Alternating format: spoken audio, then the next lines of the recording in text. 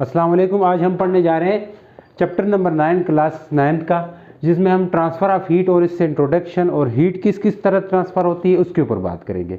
तो सबसे पहले हीट क्यों ट्रांसफ़र हो रही है। बेसिकली हीट होती है हमारे पास थर्मल एनर्जी होती है जो एक बॉडी से दूसरे बॉडी तक ट्रांसफ़र करती है due to difference in temperature. मान लें एक बॉडी है हमारे पास, एक का टेम्परेचर कम है और दूसरे का टेम्परेचर ज़्यादा है, मतलब इसका टेम्परेचर हाई है, इसका T1 है, इसका T2 है। जब इस वाली बॉडी ए का टेम्परेचर बॉडी बी से ज़्यादा होगा तो हीट फ्लो करेगी बॉडी ए से बॉडी बी की तरफ। तो यहाँ इसलिए मैंने कहा है कि heat is a thermal energy, जो कि थर्मल एनर्जी है जो कि ट्रांसफ़र करेगी दो सिस्टम या दो बॉडीज़ के बीच में, किसकी वजह से, टेम्परेचर डिफरेंस की वजह से। अब mode of heat transfer, heat के ट्रांसफ़र करने के कितने तरीके। हीट 3 तरीक़ों से ट्रांसफ़र कर सकती है। पहला है आपके पास heat can be transfer from one place to another place by 3 different methods. 3 method से ट्रांसफ़र करती है। इस पूरे चैप्टर के अंदर आप यही 3 मेथड्स पढ़ेंगे। एक होता है कंडक्शन के ज़रिए हीट ट्रांसफ़र करती है, एक कन्वेक्शन के ज़रिए, एक रेडिएशन के ज़रिए हीट ट्रांसफ़र करती है। कंडक्शन अमूमन किन के बीच में होता है, सॉलिड्स में होता है। सॉलिड जो है ना, सॉलिड्स में हीट किस मेथड के थ्रू ट्रांसफ़र करेगी, कंडक्शन के ज़रिए। जब सॉलिड में कंडक्शन होगी तब सॉलिड में जो हीट ट्रांसफ़र करने का तरीका है उसे हम कंडक्शन ऑफ हीट कहते हैं। जो लिक्विड में या फ्लूइड में जो हीट ट्रांसफ़र करने का तरीका है वो क्या है, कन्वेक्शन ऑफ हीट। ये भी हम पढ़ेंगे। रेडिएशन ऑफ हीट ये अमूमन स्पेस में या खाली जगह पे होता है। अब हम पढ़ेंगे कंडक्शन ऑफ हीट क्या होती है। कंडक्शन ऑफ हीट आज इसका बेसिक पढ़ेंगे और क्या मैकेनिज्म होता है, क्या तरीका होता है जिसमें सॉलिड के अंदर एक एंड से दूसरे एंड में हीट ट्रांसफ़र कर जाती है। तो पहला तरीका है हीट, जब कंडक्शन होती क्या है, it is a process in which heat is transfer from one part of body to another. ये बॉडी के एक पार्ट से, मान ले ये हीटेड रीजन है, ये पार्ट ए है या ये बी है, तो ए से बी हीट ट्रांसफ़र कर जाएगी। तो मैंने भी यहाँ यही लिखा है, heat transmitted from one part of body to another at lower temperature through the molecular collision. जो पार्ट जिसका टेम्परेचर लो होगा उसकी तरफ हीट ट्रांसफ़र कर जाएगी, किसकी वजह से, थ्रू मॉलिक्यूलर कोलिजन्स। मॉलिक्यूल्स आपस में कोलाइड करेंगे। किसके मॉलिक्यूल, इस सॉलिड के मॉलिक्यूल या सॉलिड के एटम्स आपस में क्या करेंगे, कोलाइड करेंगे। सॉलिड के मॉलिक्यूल्स के कोलिजन करने से जो हीट ट्रांसफ़र कर जाएगी वो कंडक्शन ऑफ हीट होती है, लेकिन without any actual flow of matter.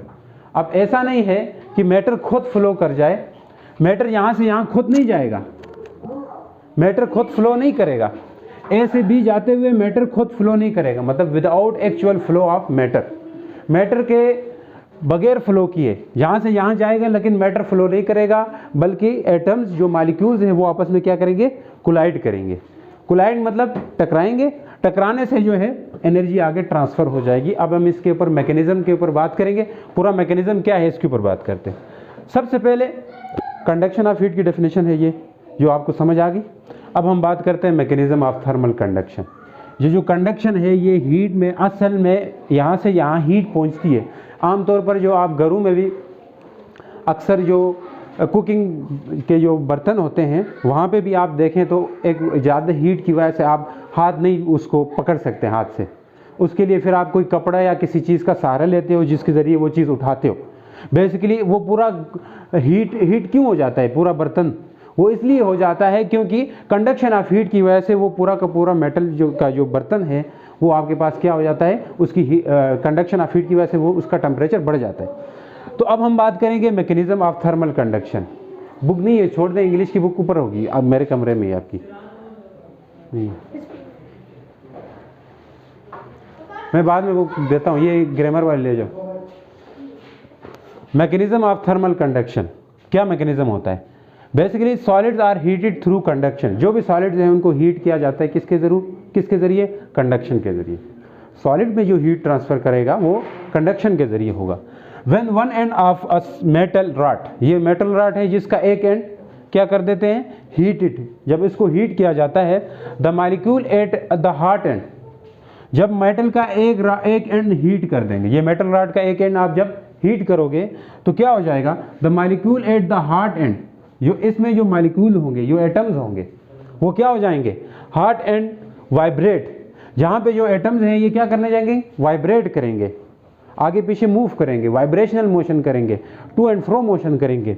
उसके करने से क्या होता है, vibrate with greater amplitude, amplitude बढ़ेगा। मान ले जो भी सॉलिड के मॉलिक्यूल है वो अपनी मीन पोजीशन पे इस जगह से आगे पीछे मूव करते रहते हैं, कभी इधर आएगा कभी इधर आएगा, बहुत कम साइज पे। ऐसा नहीं कि ज़्यादा दूर जाएं तो आप सोच रहे होंगे कि ये तो मेटल बाहर चला जाना चाहिए, ऐसा भी मूव नहीं करते हैं, बहुत मतलब नैनोमीटर के हिसाब से इनका डिस्टेंस होता है, इनका जो एटम्स के बीच में नैनोमीटर बहुत, यानी कि 1 मीटर का आप 10 लाख गुना कम कर दो तो वो नैनोमीटर होता है, तो बहुत कम मतलब डिस्टेंस में वो क्या कर जाते हैं, वाइब्रेट करते हैं विद ग्रेटर एम्पलीट्यूड। जैसे जैसे ये ज़्यादा वाइब्रेट करेंगे so they have greater kinetic energy, इनके पास काइनेटिक एनर्जी ज़्यादा होगी। As these molecule collide with neighbouring molecule, ये अपने पड़ोसी जो आसपास जो मॉलिक्यूल है इसके साथ क्या करेंगे, कोलाइड करेंगे, नेबरिंग मॉलिक्यूल्स के साथ, जिनकी काइनेटिक एनर्जी क्या है, लेस है। As they collide with neighbouring molecule of lesser kinetic energy, जिनकी काइनेटिक एनर्जी कम है उसके साथ कोलाइड करेंगे। अब यहाँ पे जो गर्म हो रहे हैं उनकी तो काइनेटिक एनर्जी ज़्यादा होगी, क्यों होगी, क्योंकि उनको हीट मिल रही है, एम्पलीट्यूड उनका ज़्यादा होगा। अब इनको हीट मिलने से पास वाले भी क्या होंगे, उनकी भी काइनेटिक एनर्जी बढ़ेगी, क्यों, क्योंकि ये अपनी हीट इनको दे देंगे। Molecules of lesser kinetic energy, जिनकी काइनेटिक एनर्जी कम है, the energy is share between them, कुछ एनर्जी उनको भी मिलेगी क्योंकि इनकी वाइब्रेट करने से अगलों को भी। This energy transfer take place from one place to another place, इसी तरह एनर्जी जो है वो इस एंड से इस एंड में क्या हो जाएगी, ट्रांसफ़र होगी। ये अगलों को ट्रांसफ़र करेंगे, वो उससे आगे वालों को ट्रांसफ़र करेंगे, इस तरह होते होते पूरा मेटल का रॉड क्या हो जाएगा, हीटेड हो जाएगा। ठीक है, from one end to the another end without actual flow of molecule, molecule खुद नहीं जाएंगे। हालांकि लिक्विड के अंदर क्या होता है, मॉलिक्यूल खुद जाता है, वार्म अप होते हैं, इसीलिए जब आप रॉड वगैरह से पानी गर्म करते हो तो ऊपर वाला पानी गर्म होता है, नीचे ठंडा रहता है।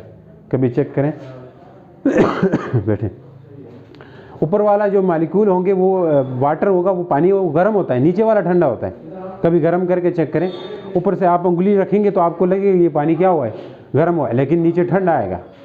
तो ये क्या होता है, वहाँ पे मॉलिक्यूल जो नीचे गर्म होता है वो हीट होके ऊपर आ जाता है, यहाँ पे उल्टा प्रोसेस है। समझ आ गई। Transfer take place from one end to the another without actual flow of molecule, molecule खुद फ्लो नहीं करेंगे।